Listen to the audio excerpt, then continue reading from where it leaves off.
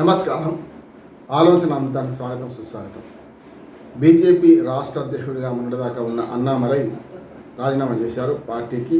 అట్లాగే తన పదవికి కూడా రాజీనామా చేశారు. మొన్నటిదాకా బీజేపీ అధ్యక్ష పదవి తమిళనాడు అధ్యక్షుడిగా ఉన్న ఆయన అవమానకరంగా తీసేసిందనేనా, లేకపోతే ఇంకేదైనా కారణం ఉందా అని అంతమంది పరిశీలకులు ఆలోచన చేస్తున్నారు.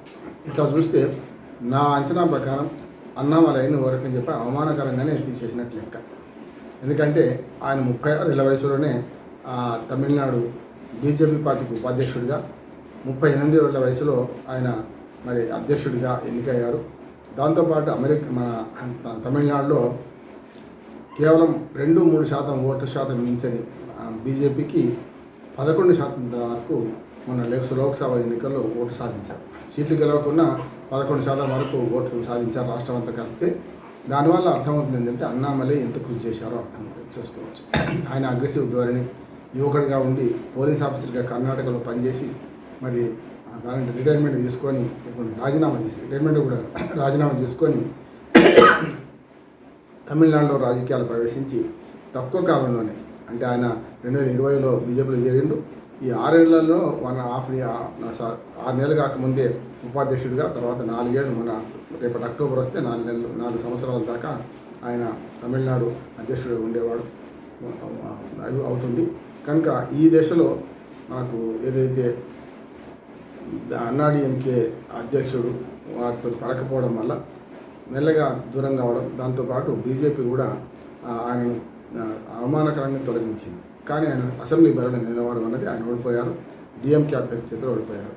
ఈ దేశంలో మరి అమిత్ షాను కలిసి ఏం వాదనలు జరిపారు అని అనుకుంటే నాకు అనిపించింది ఏంటంటే, ఇక్కడ బీజేపీ స్వంతంగా తమిళనాడులో వేళ్ళునుకునే పరిస్థితి లేదు. కానీ 11% అయితే ఓట్లు వచ్చినాయి. ఈ ఓట్లు దాదాపుగా మనకు అన్నామలై కృషి వాళ్ళు వచ్చినాయి. కనుక 2-3% నుంచి 11% పెరగడం ఆయన కృషి.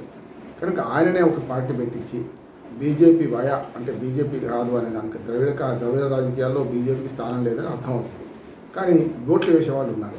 కనుక అట్లాంటప్పుడు డిఎంకే, అన్నాడీఎంకే ఈ విజయ్ ఎదుర్కోవాలంటే ఈ ముగ్గురు మధ్యన ద్రవిడ రాజకీయాలే చేసే ద్రవిడ తురుపు ముక్క మనకు అన్నామలైని పెట్టుకొని బీజేపీ అనే పేరు లేకుండా ఒక కొత్త పార్టీ ద్వారా పోతే ఏమైనా లాభం అవుతుందని ఆలోచిస్తుందని బీజేపీ అని నేను అనుకుంటున్నాను. అంటే దీని వెనుక బీజేపీ అవమానకరంగా తీసేసిందనో, లేకపోతే ఎక్కడా కూడా బీజేపీ మీద ఒక్క కామెంట్ చేయలేదు.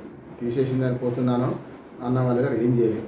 కనుక ఇప్పుడు ఏంటంటే వెనుక అమిత్ షాని కలిసిన తర్వాత నాకు వాళ్ళ ఆలోచిస్తున్న వ్యూహం అని అర్థమవుతుంది ఏంటంటే, తమిళనాడులో బీజేపీ సొంతంగా వెళ్ళుకోలేదు కనుక తమిళనాడులో బీజేపీ భావజాలం పోతే చాలు కదా, అది అన్నామలై ద్వారా తీర్చుకుంటే బాగుంటుంది అనుకుంటున్నారు.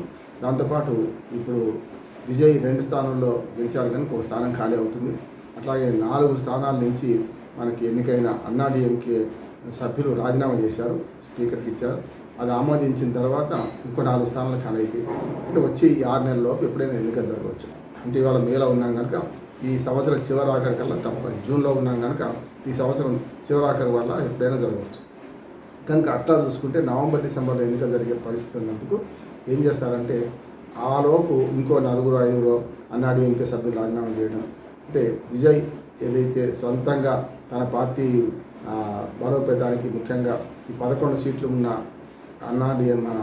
కాంగ్రెస్ 5 సీట్లు, అట్లాగే సిపిఎం సిపిఐ 2 సీట్లు, యూసీఐఎంఎల్ 1 సీటు 2 సీట్లు, అట్లాగే సివికే 2 సీట్లు, ఈ 8 సీట్లు వీళ్ళై 13 సీట్లతో ఎన్ని రోజులు కాపురం చేస్తారో తెలియదు. కనుక ఇది తుమ్మితే ఊడిపోయే ముక్కుగా ఉన్నది. కనుక ఎప్పుడైనా సరే అన్నాడీఎంకే సభ్యులు 10-15 మందిని చేసుకుంటే ఆ సమస్య ఉండదని విజయ్ అనుకుంటున్నట్టు. విజయ్ కూడా కొంచెం రాజకీయం నేర్చిండు.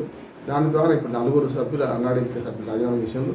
ఇంకో 10 మంది చేసిండు అనుకోండి, అప్పుడు ఆటోమేటిక్గా ఈ 15 సీట్లకు వస్తుంది. గెలుస్తారు, లేకపోతే లేదు. కానీ కనీసం మద్దతు దానికి ఎక్కువ మంది వస్తారని అనుకుంటున్నారు. 32 మంది వచ్చి పార్టీని చీల్చే అవకాశం లేదంటున్నారు. అది కూడా ప్రయత్నం చేస్తున్నారు. ఒకవేళ ఈ 4 రాజీనామా చేసింది కనుక 43 అయింది కనుక అందులో 2/3 మెజార్టీ కావాలనుకుంటే అప్పుడు కూడా 28 మంది సరిపోతారు. కానీ 28 మందిని పూర్తిగా ఇటు తిప్పుకోవడమా, లేకపోతే 4 ఇంకో 10 మందిని తెచ్చుకొని ఉప ఎన్నికలు పోవడమా అని విజయం ఉంది సమస్య. ఇందులో మన అన్నామలై పాత్ర ఏమిటంటే, రేపు ఖాళీ స్థానాలన్నింటిలో అన్నామలై పార్టీ పోటీ చేస్తుంది. దాని ద్వారా బీజేపీ భావజాలను బాగా పెంచి, ఎట్లాగో బీజేపీ భావజాలను దూరంగా పోవడం ఆయన ఇప్పటికే అన్ని రకాలుగా ఆయన ఆలోచించి అడుగేసింది కనుక ఇప్పటిదాకా బీజేపీ భావజాలాన్ని గట్టిగా తీసుకెళ్ళింది కనుక దాని పూర్తి వ్యతిరేక భావజాలాన్ని విజయలాగా చేయడు కదా. కనుక దానివల్ల తమిళనాడులో వేళ్ళూనుకోవడానికి బీజేపీ త్రూ అన్నామలై వయా అంటే అన్నామలైని ముందు పెట్టుకొని చేసే ప్రయత్నం అని నేను అనుకుంటున్నాను. చూద్దాం బీజేపీ వెనుక అన్నామలై వెనుక బీజేపీ ఉందా లేదా కొద్ది రోజులు తేలిపోతుంది.